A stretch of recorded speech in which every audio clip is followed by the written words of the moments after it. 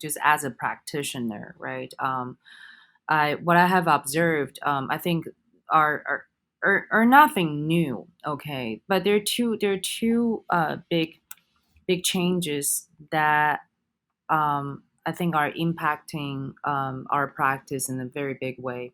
So the first thing is the increased speed of everything. From our the speed of communication is basically 24 hours. Looking at your portfolio of work, it's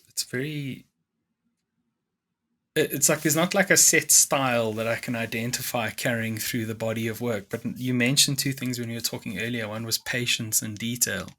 And now that you've said that, I can, when I relook at the body of work, I'm like, oh, there is a lot of patience here and there is a lot of detail. Can you talk a little bit about how you approach, kind of creating these things? Because the brands end up so different. And as a designer, I struggle to put a sense on like, this is your visual style. How do you think about a brief or a brand when it comes at you? I am Asian, and to be specific, I grew up in Taiwan. My parents are from China, so I'm a different type of, I would say, a subset of Taiwanese, right? So that is a very specific cultural context, right? But I think that when I'm designing, I see myself as a designer. I see myself without any identity filter to it, meaning I don't see myself as a woman designer. I don't see myself as an Asian designer. I don't see myself as an immigrant designer. I see myself as a designer. And that view has a lot to do with a very personal impulse.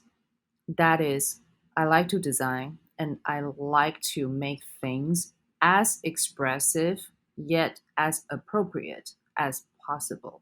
That has nothing to do with like being a woman or being Asian or being whatever. We do research, which is always a really important part to our process. And this research is not to just look for appropriate references, which oftentimes results in the form of a mood board. Yeah, and I know that that's a kind of step by that many design studios or designers take, right, is to assemble mood boards.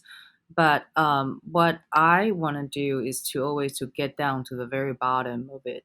That is, what is this thing? What is this subject? What is this topic? And a lot of times these projects came to us as something that are so alien that we were like, wow, are we really qualified to do this seriously? I'm not joking, okay? And I have so many projects.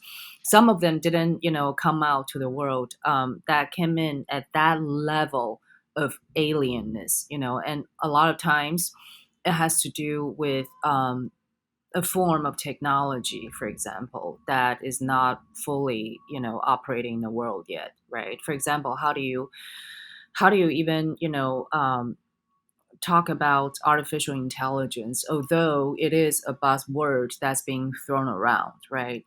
So you can't talk about artificial intelligence without understanding neural networks.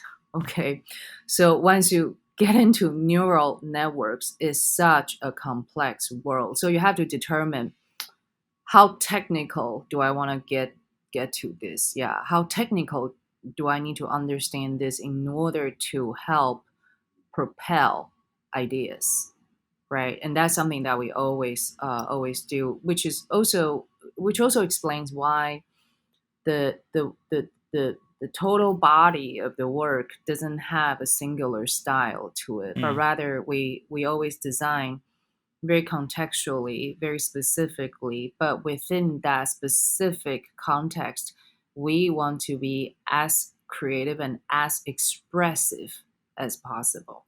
So yeah, this I think this you can say is an impulse. That's a fascinating way of thinking about our craft, that part of it is creating the visual, but part of it is also convincing human beings to understand or to make the leap or to communicate.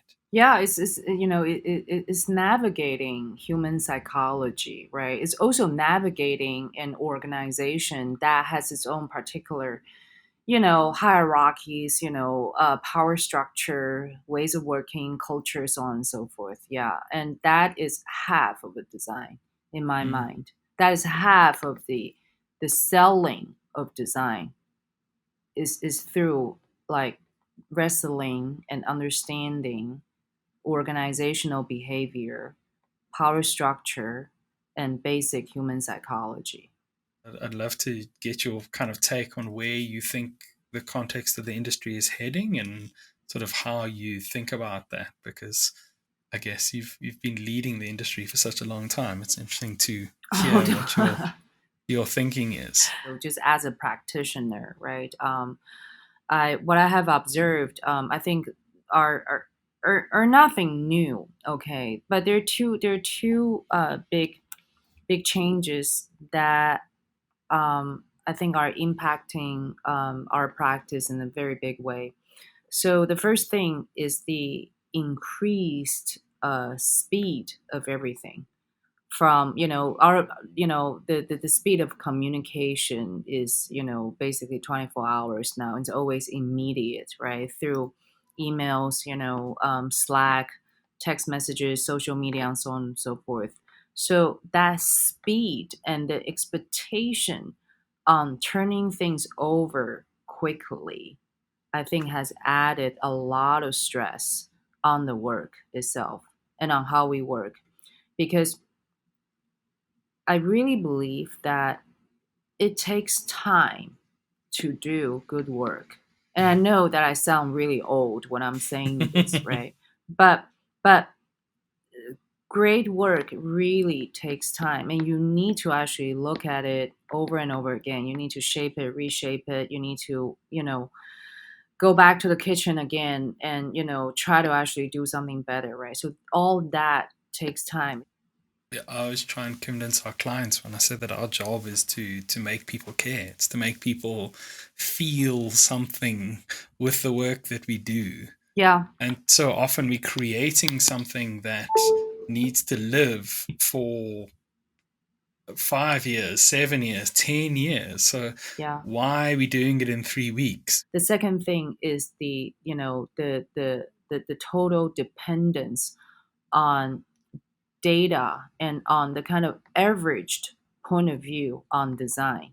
Okay, and that is testing, right? So testing can be meaningful in many different ways when it comes to the functionalities of things, when it comes to the performance of things. But testing can also be incredibly detrimental on design itself, because ultimately what we get is an averaged point of view.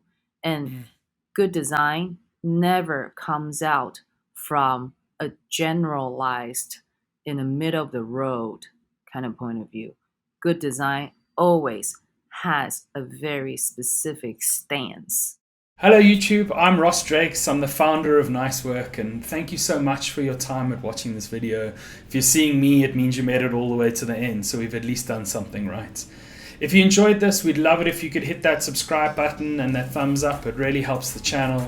And I think more important than that is if you know someone who might need to hear this, if you think someone out there who needs this message in their life, please spread the link, because it makes a huge difference to the world, and it allows us to fulfill our message of making sure that there are no more bad brands in the world. Thank you very much, and we'll catch you in the next video.